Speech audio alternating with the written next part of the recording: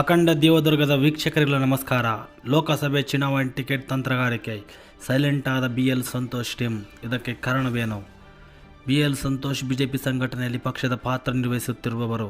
ಸಂಘ ಹಿನ್ನೆಲೆಯ ಇವರು ರಾಜ್ಯ ಬಿಜೆಪಿ ಹಲವು ನಿರ್ಧಾರಗಳಲ್ಲಿ ಮಹತ್ವದ ಭೂಮಿಕೆಯನ್ನು ನಿಭಾಯಿಸಿದವರು. ಕಳೆದ ವಿಧಾನಸಭೆ ಚುನಾವಣೆಯಲ್ಲಂತೂ ಪಕ್ಷದಲ್ಲಿ ಎಲ್ಲವನ್ನು ನಿರ್ವಹಣೆ ಮಾಡಿದವರು BL ಸಂತೋಷ್ ಟೀಮ್. ಟಿಕೆಟ್ ಹಂಚಿಕೆಯ ಸಂದರ್ಭದಲ್ಲಿ ತಮ್ಮವರಿಗೆ ಟಿಕೆಟ್ ನೀಡಿದ್ದರೂ ಚರ್ಚೆಗೆ ಗ್ರಾಸವಾಗಿತ್ತು. ಆದರೆ ಈ ಬಾರಿಯ ಲೋಕಸಭೆ ಟಿಕೆಟ್ ಹಂಚಿಕೆಯಲ್ಲಿ ಸೈಲೆಂಟ್ ಆಗಿರುವುದು ಸಾಕಷ್ಟು ಕುತೂಹಲ ಮೂಡಿಸಿದೆ. 2023 ಕರ್ನಾಟಕ ವಿಧಾನಸಭೆ ಚುನಾವಣೆಯ ಸಮಯದಲ್ಲಿ ರಾಜ್ಯ ಬಿಜೆಪಿಯ ಸಂಪೂರ್ಣ ನಿಯಂತ್ರಣ ರಾಷ್ಟ್ರೀಯ ಪ್ರಧಾನ ಕಾರ್ಯದರ್ಶಿ BL ಸಂತೋಷ್ ಕೈಯಲ್ಲಿತ್ತು. ಟಿಕೆಟ್ ಹಂಚಿಕೆಯಿಂದ ಹಿಡಿದುಕೊಂಡು ಪಕ್ಷದ ಪ್ರಮುಖ ನಿರ್ಧಾರಗಳನ್ನು ಅವರೇ ಮಾಡುತ್ತಿದ್ದರು. ಮಾಜಿ CM ಹಾಗೂ ರಾಜ್ಯದಲ್ಲಿ ಪಕ್ಷವನ್ನು ಕಟ್ಟಿಬೆಳೆಸಿದ್ದ BS ಯಡಿಯೂರಪ್ಪ ಪೂರ್ಣ ಪ್ರಮಾಣದಲ್ಲಿ ಸೈಲೆಂಟ್ ಆಗಿದ್ದರು.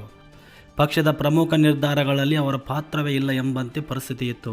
ಟಿಕೆಟ್ ಹಂಚಿಕೆಯಲ್ಲೂ ಅವರ ಪಾತ್ರ ನಗಣ್ಯವಾಗಿತ್ತು.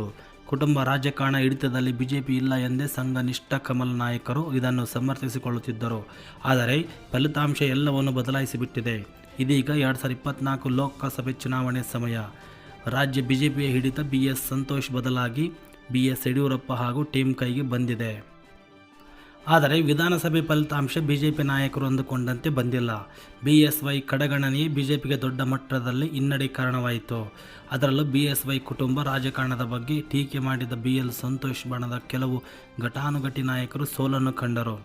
ಬಿಜೆಪಿಯ ಪ್ರಬಲ ನೆಲೆಗಳೆಂದೇ ಗುರುತಿಸಿಕೊಂಡಿದ್ದ ಜಿಲ್ಲೆಗಳಲ್ಲಿ ಬಿಜೆಪಿಗೆ ಹಿನ್ನಡೆ ಉಂಟಾಯಿತು. ಈ ಫಲಿತಾಂಶದ ಬೆನ್ನಲ್ಲೇ ರಾಜ್ಯ ಬಿಜೆಪಿಯಲ್ಲಿ ಹಲವು ಬದಲಾವಣೆಗಳು ನಡೆದವು. ಪಕ್ಷದ ನಾಯಕತ್ವ ಮರಳಿ ಯಡಿಯೂರಪ್ಪನ ಕೈಗೆ ಬಂತು. BSY ಪುತ್ರ ವಿಜಯೇಂದ್ರ ರಾಜ್ಯಾಧ್ಯಕ್ಷರಾದರು. BSY ಸೂಚಿಸಿದವರಿಗೆ ಸೂಕ್ತ ಸ್ಥಾನಮಾನಗಳು ಸಿಗತೊಡಗಿದವು. ಬರೋಬರ್ತಾ ಸಂತೋಷ್ ಬಣ ಸೈಡ್ಲೈನ್ ಆಯಿತು. ಲೋಕಸಭೆ ಚುನಾವಣೆಯಲ್ಲೂ ಸೀಟ್ ಹಂಚಿಕೆಯಲ್ಲೂ BS ಯಡಿಯೂರಪ್ಪ ಹಾಗೂ ತಂಡದ ಮೇಲುಗೈ ಆಗಿತು. ಯಡಿಯೂರಪ್ಪ ಹಠಕ್ಕೆ ಬಿದ್ದು ಕೆಲವು ಕ್ಷೇತ್ರಗಳನ್ನು ತಮ್ಮವರಿಗೆ ಕೊಡಿಸುವಲ್ಲಿ ಯಶಸ್ವಿಯಾಗಿದ್ದಾರೆ. BL ಸಂತೋಷ್ ಜೊತೆಗೆ ಕಾಣಿಸಿಕೊಂಡಿದ್ದ CT ರವಿ ಸೇರಿದಂತೆ ಕೆಲವರಿಗೆ ಟಿಕೆಟ್ ಸಿಗದೇ ಇರುವುದು ಇದಕ್ಕೆ ಸಾಕ್ಷಿ ಎಂಬಂತೆ ಚರ್ಚೆಗಳು ಕಮಲಪಾಳ್ಯದಲ್ಲಿ ನಡೆಯುತ್ತಿದ್ದಾವೆ.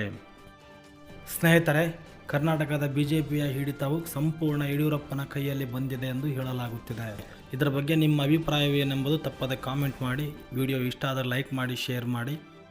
ನಮ್ಮ ಯೂಟ್ಯೂಬ್ ಚಾನಲನ್ನು ಸಬ್ಸ್ಕ್ರೈಬ್ ಮಾಡೋದನ್ನು ಮಾತ್ರ ಮರಿಬೇಡಿ. ನಮಸ್ಕಾರ.